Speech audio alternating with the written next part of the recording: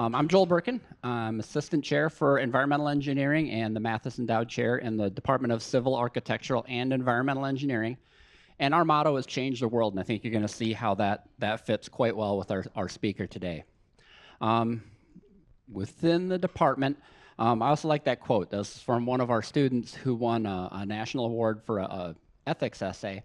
But when we talk about first and foremost, we're here to protect the world, safety, and the welfare of the public. And again, we look to raise people up when we can.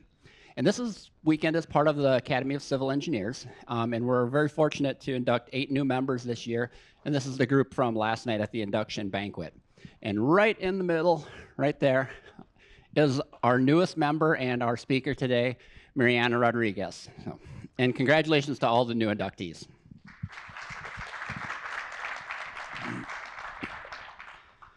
And it's also timely to have this with the Academy of Civil Engineers because the Stueck Distinguished Lecture was founded by one of our founding members of the Academy of Civil Engineers.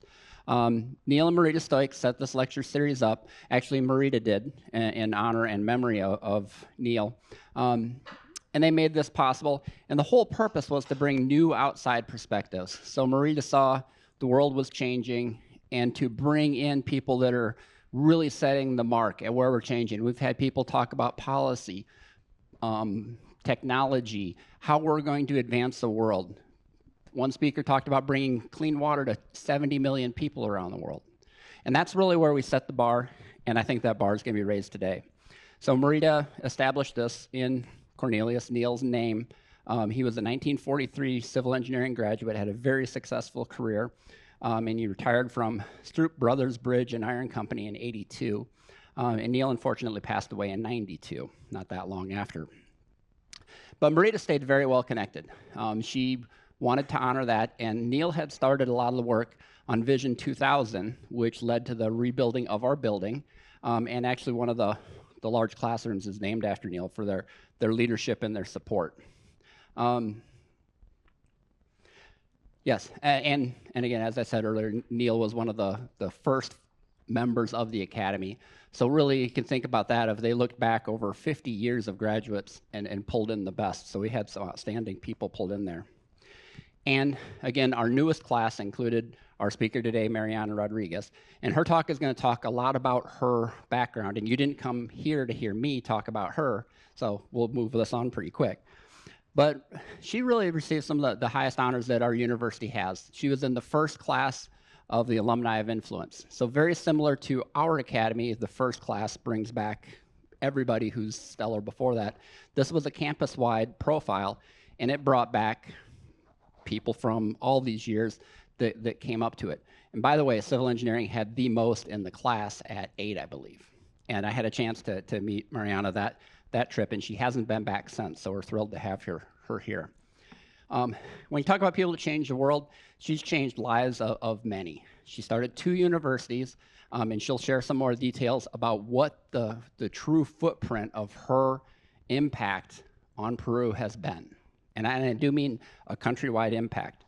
And she now serves as a member and leader of several Peruvian educational organizations, and the Association for Private Enterprises of Peru named her the Businesswoman of the Year for the country in 2022. It's a good gig if you can get it, okay? And along with that, her father and 3 of her brothers are also graduates from S&T and minors. And she's joined here today by her wonderful husband, Juan, and they have 2 daughters as well. So with that, Mariana Rodriguez. Thank you, Joe. Okay, so this is this way, right? Okay. Okay, all right. Okay, thank you very much. I am really, really happy to be here. Feel honored. It means a lot to me.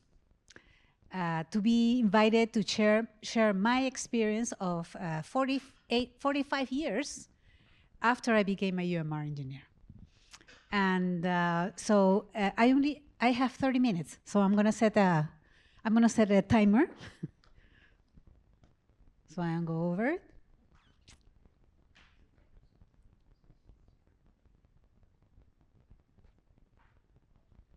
Okay. 30 minutes. All right. And, and yeah, but since I only have 30 minutes, I thought, what is the best way I could convey a story, my story, to you? And I thought, okay, let's do it by sharing 5 turning points in my life that really shaped the kind of leader that I am and the person that I am today. So let's start at the beginning. This is me at the UMR campus. I remember that day when that photo was taken. It was fall. It was a fall day, a few weeks away of my commencement in 1980. And I remember I was standing there and I was thinking and really thinking about my future. And I was really excited. You know, I was going back to my country to start a career in construction. And why construction? Because the reason I chose civil engineering as a career is because I always liked the idea of building something concrete, tangible, out of ideas, of concepts. So that's what drove me to the career. It was my first time out of home, and I really felt safe here. I even joined the soccer team. It was the first time outside of my country, and I felt really welcomed. And the international advisor at that time was Lumos, and he was wonderful. I mean, he really made me feel safe and welcome, and all the community. And of course, I was a great student at school, and I did well, but I also felt challenged in Rolla. Have really fond memories. And this is me living my dream. I came back to Lima. I was hired by an engineering firm alongside another young engineer just graduated from Georgia Tech. He's going to be in a picture. And this is when I was my first construction job as a project manager at an engineering firm called Nova Ingenieros in Lima, Peru. But I want to tell you what the context of my first turning point was. This is the Peru of the 80s, one of the worst decades in Peru history. The Shining Path, a terrorist movement, was trying to take over the country. That was the situation. It was many people of my generation were leaving the country. At the same time, this was the dawn of the digital era. Microsoft and Apple were launching their first personal computers. Okay, so this is the context. And this is my first turning point. The guy in the picture is David, the other joining engineer who joined the company with me. We were assigned to the same office, and of course, we became very close friends. So one day, we were working, and the owner of the company, who was a very visionary guy, came in with a box. And he said, okay, guys, I'm going to leave this box with you. I don't know what to do with it. So you came from the States, so you probably can do something about this. And he left. So after work, we opened the box, and it was a Radio Shack Model 1. I don't know, you guys, you never seen one. But I know some guys here have seen one. So he left this Radio Shack Model 1 with us because he wanted us to do something with it. So after work, the first day, we plug it in, we opened the box, we started reading the manuals, and after that, day after day, we stayed after work, and we started to teach ourselves how to program, use the operating system, how to program in BASIC, DBase, use the applications. We went crazy with this thing because we started to program software for the company, doing payroll and project management. The guy was really happy. And we did all this in our free time. But that got us completely hooked. So the first turning point happens when we saw that even the way we were hired by our own company to do training for engineers in this kind of technology. So we got hooked, and we decided to quit. And so my first turning point was that we quit the company, and with other two business partners, we applied for a license with the Peruvian government to start a technical vocational institute to issue technical degrees, 3-year technical degrees in computer science in Peru. It was the first technical vocational institute in Peru. We started really small.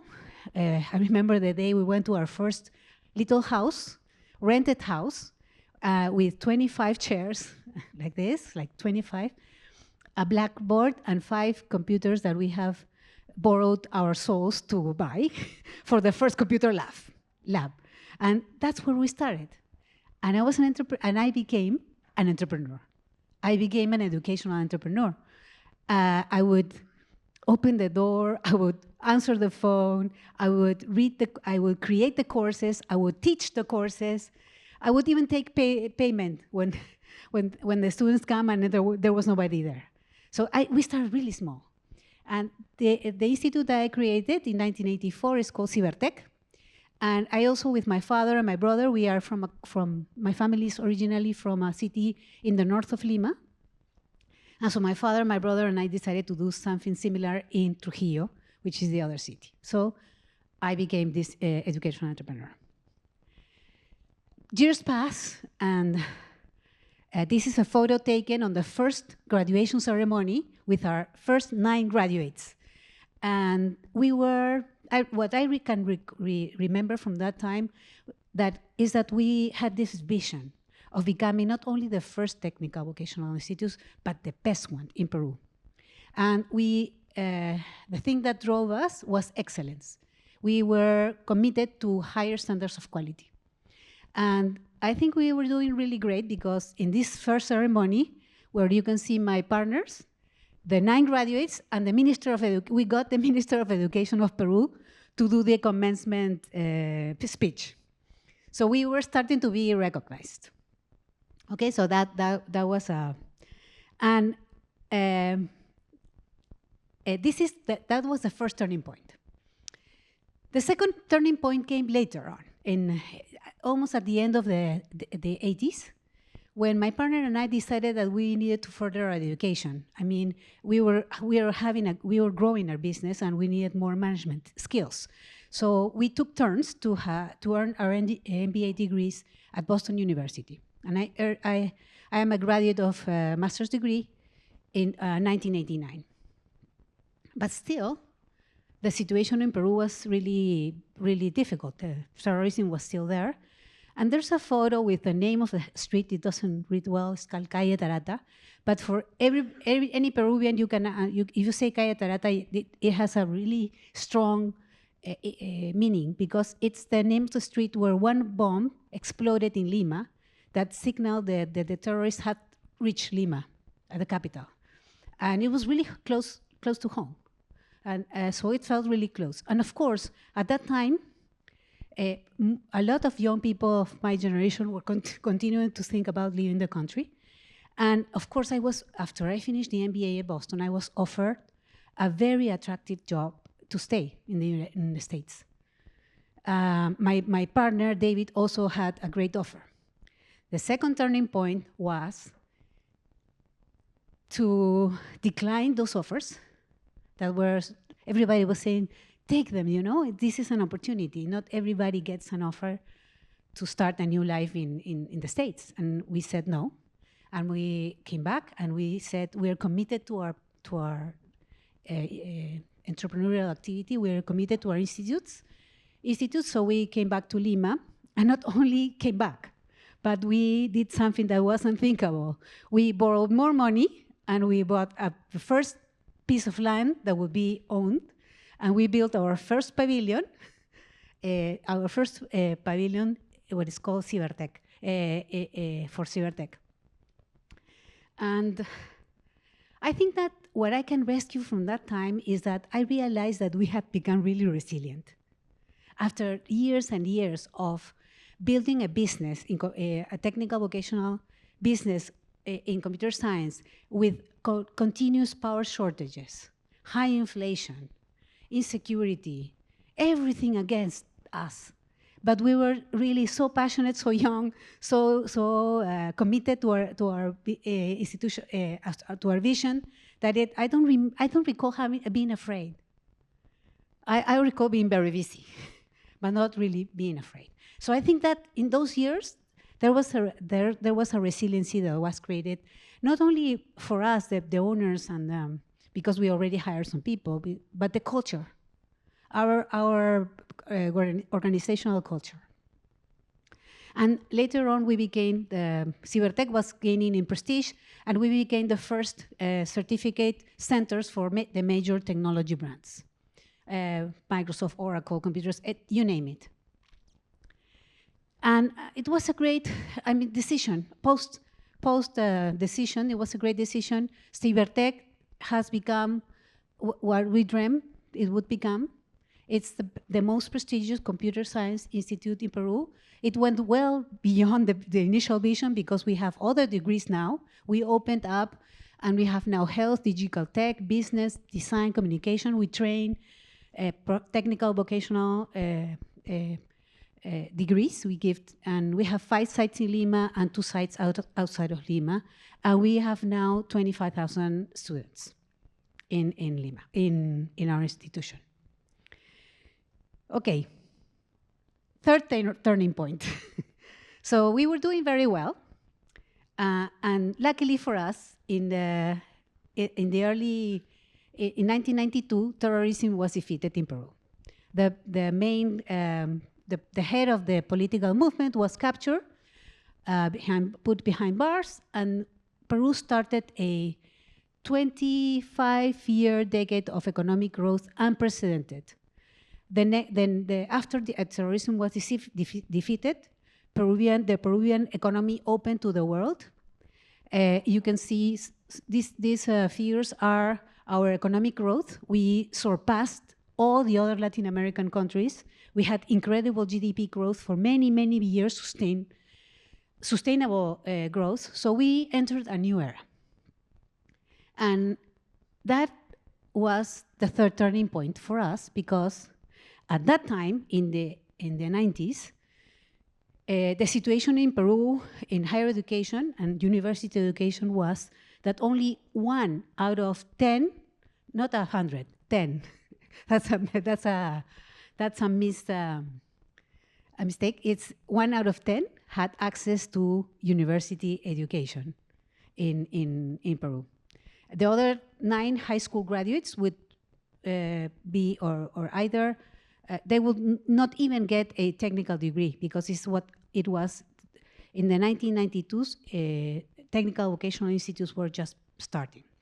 We were so young. So the situation was that most of the educational, the university market was private and public, and it was very conservative, and it was really elitist, because in a way, only the best students from private schools and some students from public schools who could get a higher university degree. And in our own experience, we asked our own students that were coming in, our applicants, and out of 3, only 1 wanted a short technical degree. The other 2 had tried to get into the university, and they couldn't make it. So that was the situation. And that was the third turning point where we decided we were going to enter the university market. And that was something that everybody said, again, you guys, you're crazy. There hasn't been a university created in Peru in decades. How do you think you're going to get one created? You're going to get a university created? And so we said, okay, at least we're going to try. So it took us 2 years because we needed to get Congress to approve a law creating a new university, to create a law. So we did a lot of pitches to the Congress about the need for more universities, and we finally got a license to open a university in Lima. I co-founded 2 universities with the 2 groups, one in Lima called UPC and one in Trujillo called UPN. This is a picture taken early on those early years with my partners at Lima UPC and my father and my brother in Trujillo at UPN. And the whole idea was, and I'm going to turn into UPC because that's what I mainly had more. I stayed with UPC in Lima, and I was very much involved with the project.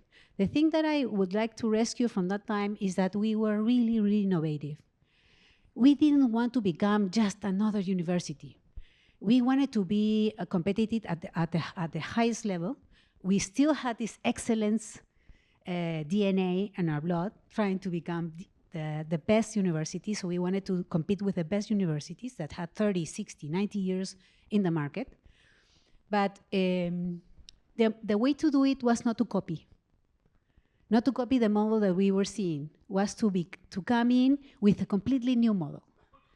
And we started really different because we came to the US. We sent a team to the US to explore the most innovative universities and technology models at that time.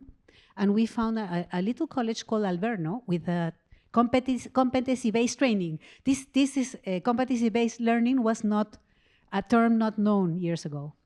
And with the idea of the teacher being a facilitator of the learning experience and the student being an active participant of their learning process. So we were born with that model. All the teachers, everybody was committed to the education based on competencies and this active learning model.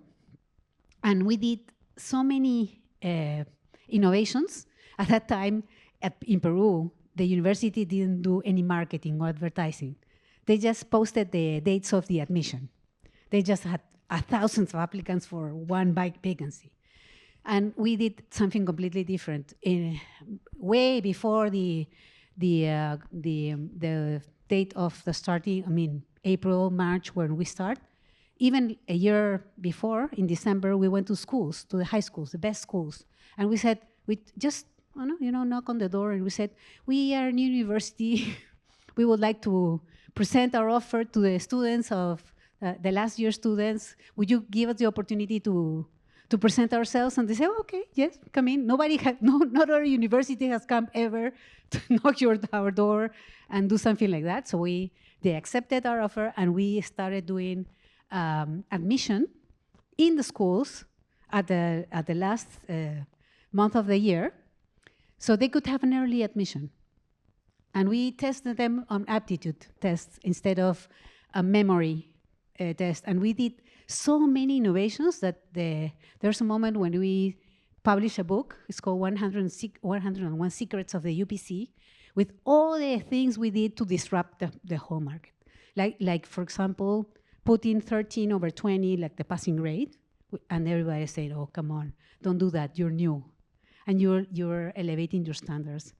Why are you giving yourself so much difficulties? And we said, no, this is a signal to the market. We are serious, we are rigorous. So we did a lot of things. And that's the key, innovation. We believed in innovation. And I can say, remember those days, we were really criticized at the beginning. We were, I would say, underestimated first. The other universities didn't even look at us. Then we were criticized. Later, in the years, we started to get admired, and now we are the referent. We are the leader in innovation in Peru, and the other universities follow our lead. So innovation became part of my DNA, I would say, also in the culture. Okay, number 4 turning point. So years went by, we were doing very well, and then came the 2000, and with it, globalization. And we started to think about the future. How are we going to make sure that our universities will transcend us, will live forever, will be not only relevant in Peru, because we were very top university and with a lot of prestige. How do we position UPC to be competitive in the world?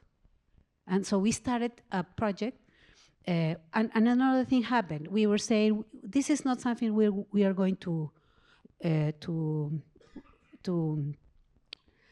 our children follow, because we are for profit, so we had shares. And so we would they would follow us. And we said, no, this is not what we want. We think that to be able to have Harvard University transcend us, we need to position UPC in a global market. How do we do that? We started looking for strategic partnerships. It took us 2 years of roadshows to do that. And finally, my fourth turning point was when Laureate International Universities, our network based in the States, bought us. And they bought Cybertech and UPC in 2004, and in 2007 they bought ITN, the other institute, and UPN. And so we became an educational group of 2 universities and 2 technical institutes in Peru. Okay, those were the... And the fourth turning point is that from being an entrepreneur, I became a corporate CEO, because the next day after the sale, they offered me to stay as the CEO of the whole group, educational group. Okay, so it was a completely different story, of course. I never had a boss, really. And the next day I was sitting there. They didn't send anybody. I was supposed to just report to the headquarters in the States. So I was now, the next day, sitting in my office, you know, as business as usual, but I was now in charge of the whole operation as a CEO. And I was supposed to stay for 3-4 years for a transition. I never left. I'm here. I'm still participating in UPC, not longer as a CEO, but still engaged. So I became a corporate CEO, and it was not an easy transition, I can say. For once, I felt the pressure. I felt like I was in the middle of a sandwich. You know, I was pressured by the corporation to grow and to have profit. And I was pressured by my own people and by myself to have high quality standards and to respect the vision and to still to respect our own values, innovation, quality, resiliency. And so in this point, I can say that, and I have thought about it a lot. And how do we manage that? How do I manage this pressure, and what did I do? And there's I would say two things. One is that I managed to convince myself that growth with quality and profitability is possible. Because there was this idea, this myth, that if you grow a university, then your quality has to go down. It's like a formula, okay? It's like an idea in your head. And if you grow also and you have more profit, then quality has to go down. And I convinced myself, no, I'm going to prove that we can grow with quality and profitability. And so we established, what we established was a strategy, a balanced course strategy, where we ensured that our strategy was balanced in all these different layers. And so this is one of the things. It's in its essence it's a very balanced a strategy that looks for equilibrium in all your whatever you do, in all your initiatives. All has to be balanced, you know. So this strategy will give you the 3 things in an equal way. And the second thing was that our DNA and our culture. I knew that the secret was in the people, in our teachers, in our staff, in our own students. So we rely heavily on this culture that we have created, starting from the high quality standards, resiliency, and innovation. And that's the mix that we have. And even our logo has this phrase. In Spanish, is exígete, innova. And what does that mean? It means exígete, always strive for high standards and innovate. And we grew a lot. When we were bought, and I'm only bringing numbers for UPC, we had 1 campus with only 20,000 square meters. Now we have 4 campuses in Lima with a footprint of 100,000 meters.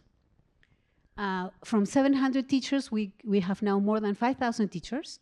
And from 4,000 students that we had at that time, now we have 70,000 students enrolled in UPC. Of course, with a great standards of quality. we are the only university in Peru that is accredited institutionally. We don't only have accreditation for the programs. We have an accreditation for the whole university. And the accreditation is not Peruvian. It's the WASC accreditation that we have earned. It took us 5 years to get the WASC accreditation.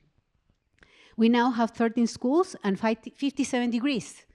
The biggest ones are, of course, communication, law, design, business, engineering, and health sciences. I was thinking the engineering school is more or less the size of UMR. I would say we have 7 to 8,000 students in our engineering school, but it's not, it's separated from architecture. So it's a little more or less this size. Anyway, the thing is that we diversified our offer a lot. We got away from very early in our program. We diversified from the classical, traditional degrees, and we have degrees in music, in design, fashion, in the managing, performing arts, different degrees. They are smaller, but we have a really diverse offer and very innovative. We celebrated our 30 years last year. That's me in the ceremony where we celebrated our first 30 years of operation. Okay, and the fifth turning point, the number 5.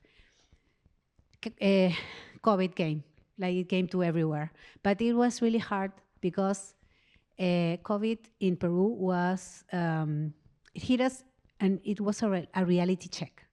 We were the jewel of Latin America, growing and developing, and we were starting to make plans to belong to the OECD.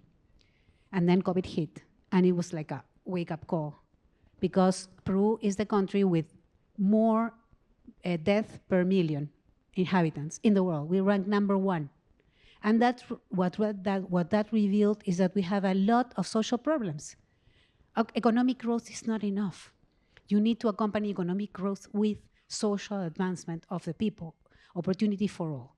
There's a lot of breaches in education, in health, in infrastructure, in public services, basic public services in Peru. So what happened to me is that at that time I had just resigned my post as president and CEO. I had become an independent board director, corporate board director, actually in UPC, and I am the corporate board director in a very big insurance company called Mafre in Peru. And I had already started some community service. I have already started giving my time and energy for trying to improve public education and involve in the business community. But after COVID, and after now I had to resign my executive job, I decided to go full time, and I became an activist leader and an influencer, and I only have 2 corporate boards. The rest are nonprofit. I have more than 4 nonprofit boards. I belong to more than 4 profit boards, and to a number of associations that are trying to improve conditions in Peru. And I chose 3 topics because you cannot do everything, of course. So I thought I would focus my energy in improving public education, K-12, and the public policy in the higher education sector. I chose conscious capitalism to try to influence business leaders in Peru to become responsible leaders and to have to lead business with purpose. Actually, I was a co-founder of the conscious capitalism movement in Peru. I'm still heavily involved. I co-founded it. I'm in the board now. And finally, I was always the only woman in the room for a long time. I was in my boards, I was the only woman. When I became CEO of Peru in the educational group in the Laureate Network, I was the only woman CEO in Brazil, in Chile, in Mexico, they were all men. So another sensitive issue for me is to get more women into positions of power and influence. And so I became very active in that with the Women Corporate Directors Chapter Peru, Women CEO, and International Women Forum. Not doing bad. Okay, thanks. Yeah, I do. I don't know how, but yeah, I do. I became, those are just some of the symbols of the organizations I'm involved with. Right now, Ruralia I'm the president of Ruralia. It's an accelerator of private funded initiatives that are helping public education in rural areas in Peru. When I'm talking rural, it's rural, in the mountains, in the middle of the jungle. We're trying to get better education there. I have been the president of Empresarios por la Educación, will be Business for Education Association for many years, and I'm still part of the association. I belong to Business for Integrity, Fighting Corruption, which is one of the threats to our economy. I am part of ESOI. It's a roundtable of CEOs and ex-CEOs that we have a lot of initiatives in the development and the social development of Peru. I'm of course in Women Corporate Directors. So I became this leader and activist, and I also decided that if I wanted to have influence, I needed to be in the networks, in the social networks. You have to have a voice. So I decided to learn how to be in social networks. I hired a teacher because I wanted to start to be in LinkedIn and in Twitter and have a voice. So I hired a teacher, and I said, okay, how do I get to get my message through in these channels? Because you cannot just go in and improvise. So I'm a very, I sit in the first. I will sit in the first row. I am I would say like a geeky or nerdy, also nerdy in that. So I was really serious, and I started to post in these networks. And what happened later was that I became in the first ranking of digital CEOs while I was still a CEO. One day, they started this ranking in Peru, and I became the top digital CEO. And then after that, I have been, since that time, since 2019 till now, I'm still in the top 10 digital influencers in the business community in Peru. I was, as Joel mentioned, I earned the award, the Business Person of the Year in 2022, but it's, the relevance of that award goes deeper in me because it's the same award that my father earned in 1974. So we are the only father-daughter recipients of that award. And I also became one of my last things, my last contributions to the business community was that I became the president of the major business forum in Peru called CADE. It's called the CADE Executive CADE. It's once a year. And when I accepted, COVID hit. So I was the first president of this forum to do the whole forum online. Finally, I have to say that my stories, most of people think that I sacrifice a lot for building this successful story, and I did, of course I did, but I've never sacrificed my family.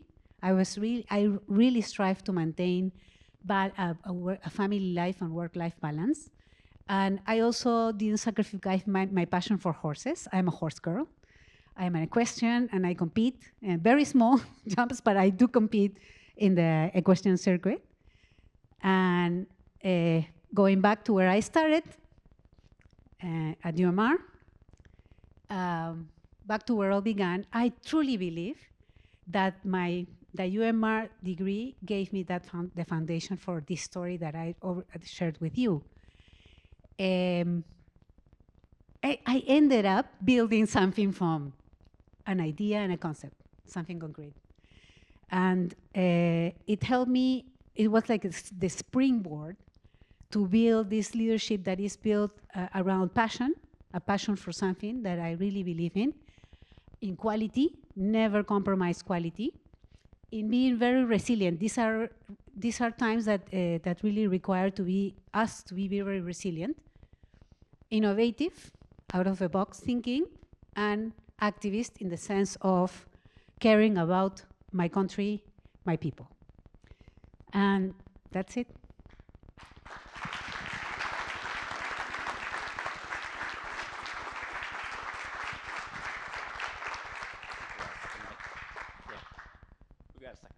Okay.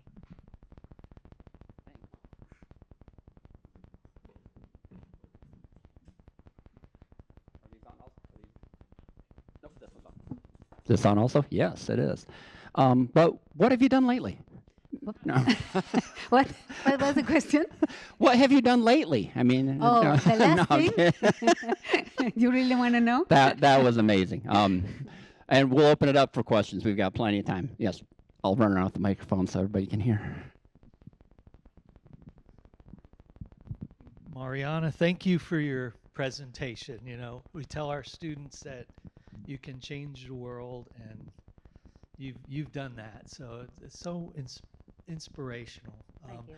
I had two-part question. First part is kind of a personal question, but how did you find yourself coming to Rolla in the late 1970s? And then the second part is, you know, if you looked at our strategic plan, we want to grow our undergraduate and graduate program, and I want to pick your brain. How could we better recruit students from Peru and South America? Thank you. Okay. The first one is I actually started my engineering degree at Católica University in Peru in 1975, and I was doing well. But then there was a very political instability times in Peru, which is now like the status. But at that time, that political instability disrupted the studies.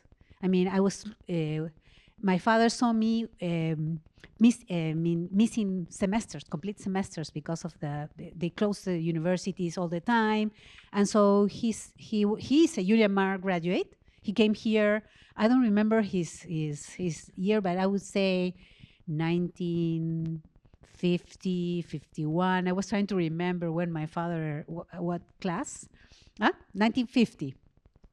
So he said, one day I remember that conversation. He said, Mariana, you know, you're losing time here. You're wasting time and we don't know how long this is going to be. Would you like to transfer to the university where I studied, UMR? We started talking about Rolla. He really sold it to me. And so I said, yes, okay. And I came here and I did my the two last years here in Rolla. And as I said at the beginning, those were really, really, I had really fond memories of Rolla. It's a special place for me, being so far away. The second one is, I don't have an answer to that, you know? Every environment has their own challenges. Peru is a country of 35 million people. We came into the market when there was nothing, the offer was very, very small, very traditional. We came with a disruptive offer in a country where the meat wasn't net. There was a lot of demand and not enough supply. This is not the case in the States. It's a completely different story. So the strategy has to be different. But I do believe that this is the time, this new era is for partnerships. I think that the future in this uncertain future we're facing, and we are talking about these things in Peru too, in UPC, I'm a member of the board, and we spend a lot of time talking about the future and how to still be relevant in this new era. I believe that the new paradigm is decentralized, it's collaborative, it's networks, it's not formal structure, traditional. It has to be different. So I would advise, I cannot say more because I know I cannot tell you the strategy, but I can say start to look at where are the opportunities for UMR, for Rolla University, for the university to start connecting with partners all around the world. And I would say that one of the things that I was thinking, I mean, how can I contribute to the academy? One of the ways I can contribute is, well, why don't we start building some kind of bridges and relationships with UPC for starters, right? Okay. Awesome. Other questions? Yes, Grace. My question is, what advice do you have for someone who wants to make a difference in their home country? Okay. Know yourself. That would be my advice. The only way to help somebody else is if you're strong, if you know where you stand, if you have your values and your ideals and what you want your life to be about, so clear. But the only way to know that is to work on yourself. You have to never. It's not only about formal education. It has to do with your own personal development in all your these different aspects as a human being: spiritual, physical, emotional, intellectual. And if you know yourself really, really well, and you work on yourself to be a strong and very conscious person, because now, for example, in Peru, I'm one of the things that I do is that I teach in a workshop on conscious leadership for a journey, which is a program for top CEOs in Peru. And I do the workshop on conscious leadership and how to develop this way of responding to life in a very conscious and intentional way. Because we get so busy, you know, and we get so busy that we just start like responding to life in an autopilot.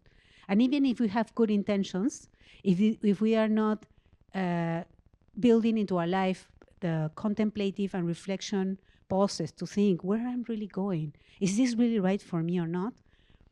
The answers are inside yourself, but you have to be conscious of the need to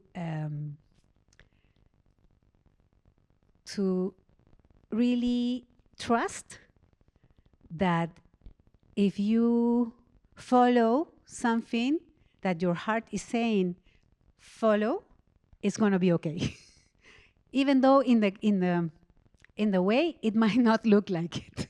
Because I am told you a story, I mean, in 30 minutes, but you cannot imagine all the times where I thought, I mean, I'm doomed. This is going to really, this thing, this adversity, this problem, this obstacle, this new regulation in Peruvian government is going to destroy me many times. Okay, so that's my advice. Thank you. Other questions? I had one.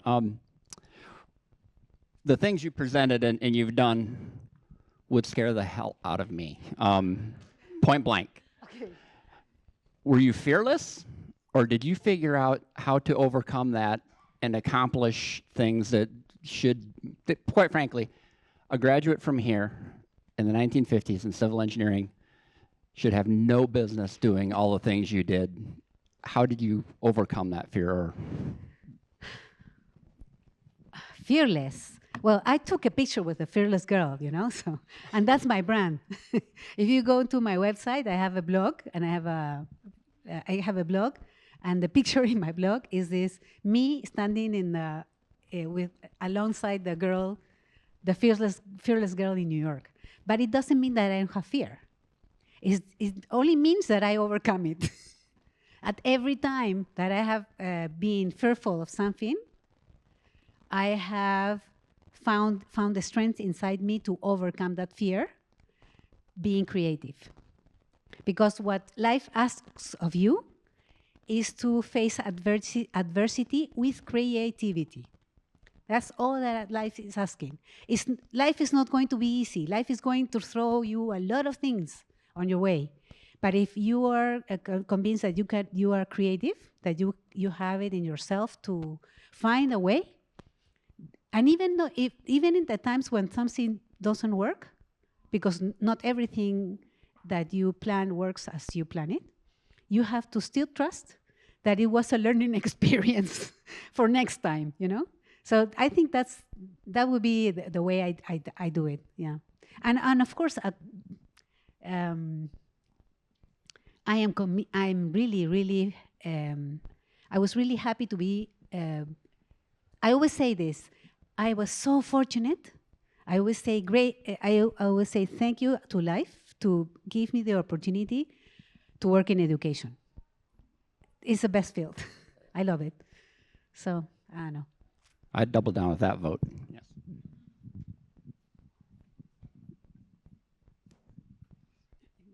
You just referred to, I can't remember, that successes were, something didn't work, and we know that successes are always built on failure, so could you tell us one of your failures? Do you have any? Oh, I made many mistakes. And the bigger the university got, and I mean, as high as I was as CEO, one of the biggest regrets in my story as CEO is when we were growing so fast and we didn't have enough capex money to build the facilities to accompany that growth. And there was a point when that situation really created a big imbalance. Okay, and one of the decisions I made was to put Cybertech and UPC in the same building, the technical vocational students and the UPC students in the same building, and try to build an invisible wall. So this part will be for UPC and this for Cybertech. And it was a disaster. It was horrible. I mean, the situation was unmanageable. I had to reverse that decision, and it was very costly. That was a failure. One is enough. Yeah, I can think. Thank you.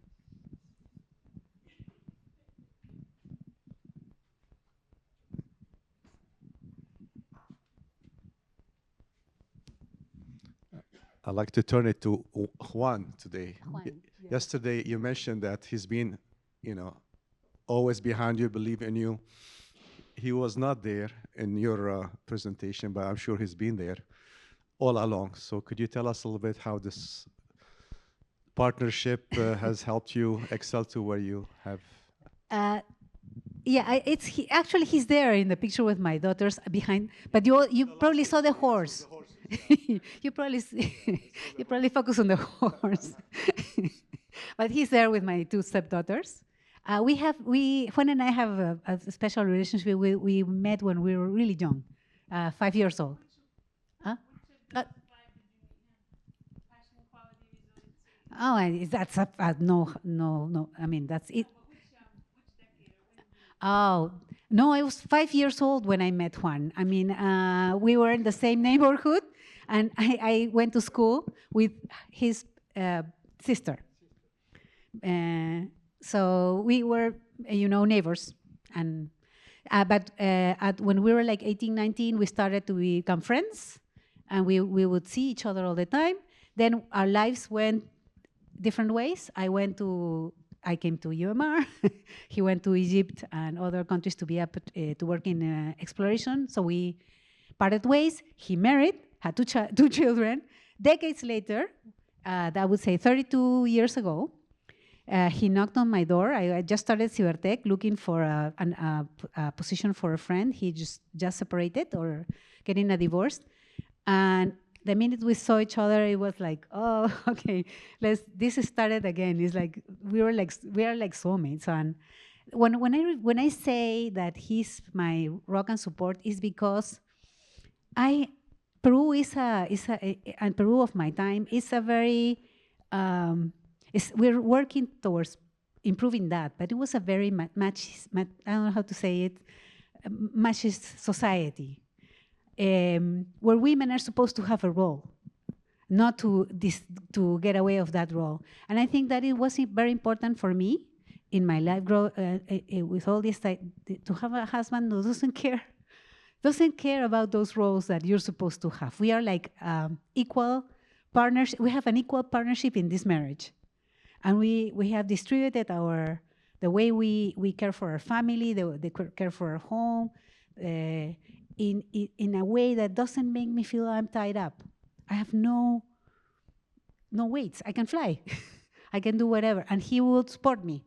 If I have to travel and come back, if I have to, I have gone through so many events, ceremonies. I'm a public person, so I get invited to a lot of things, and he's willing to come with me, and that's important because like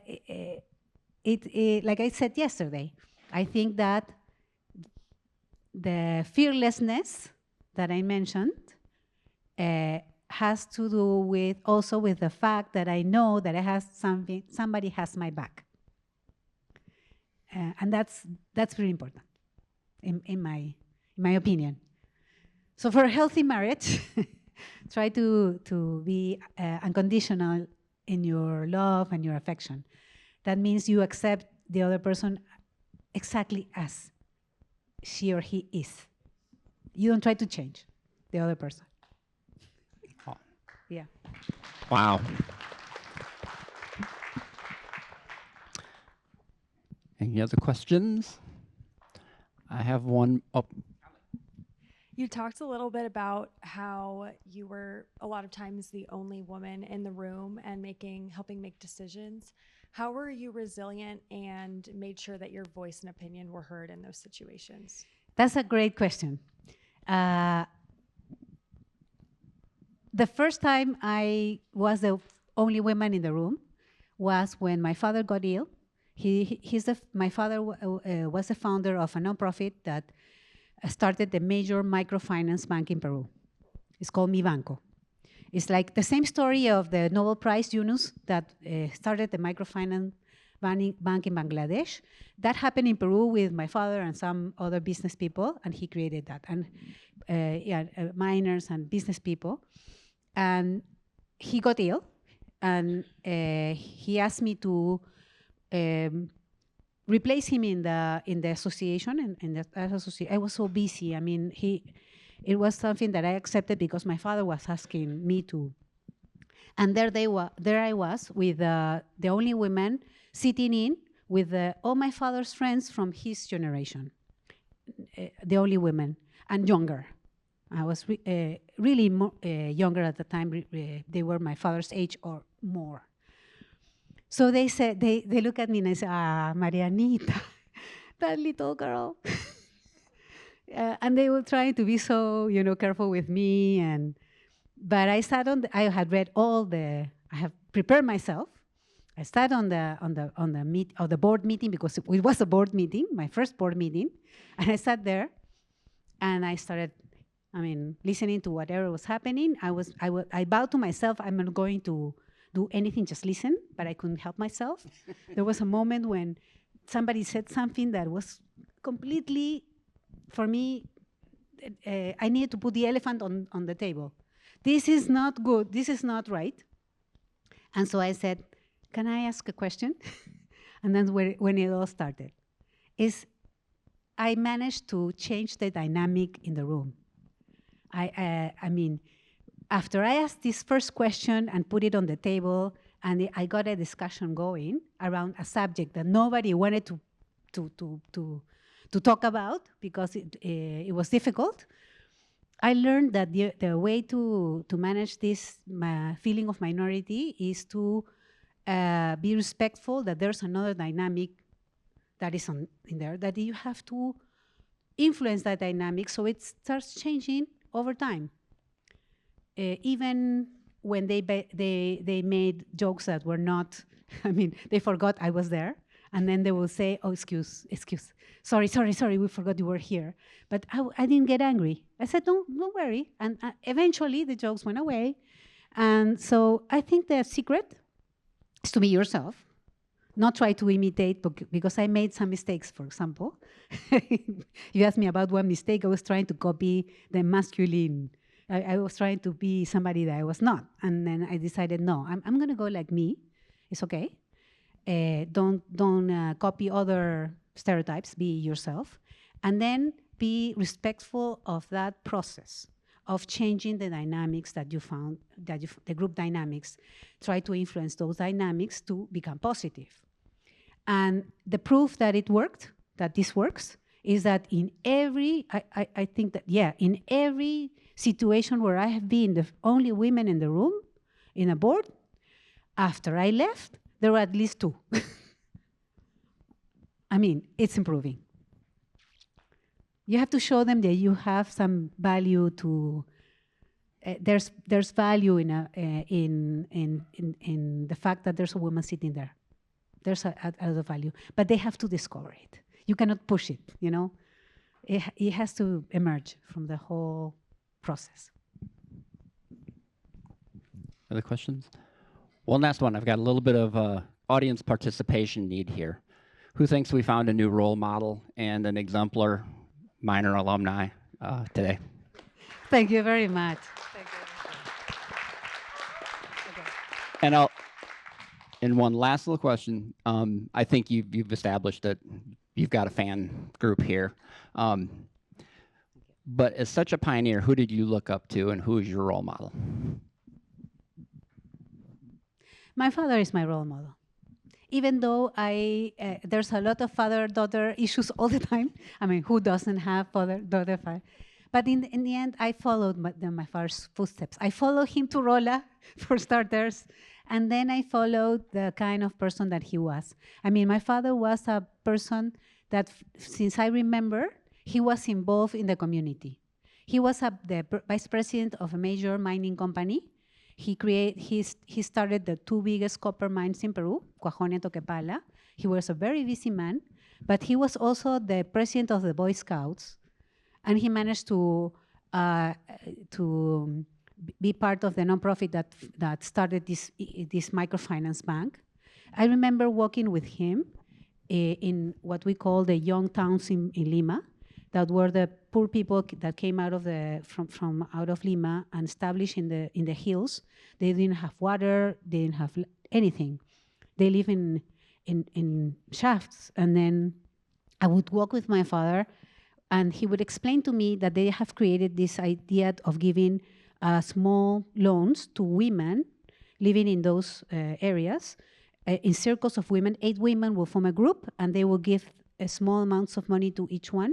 They will vouch for each other, no need to bring any guarantee. And these women will use that money as capital to start a small business, and they will never, never fail to pay. And my father did that. Nobody paid him to do that. I mean, he wanted to help Peru be a better country. And I had this great example. I mean, yeah, he is definitely my role model. Is there anything else for Mariana? Well, I'm sure I speak for all of us that that's inspirational. And thank you very much for coming today. Oh, thank you. Thank you for inviting me.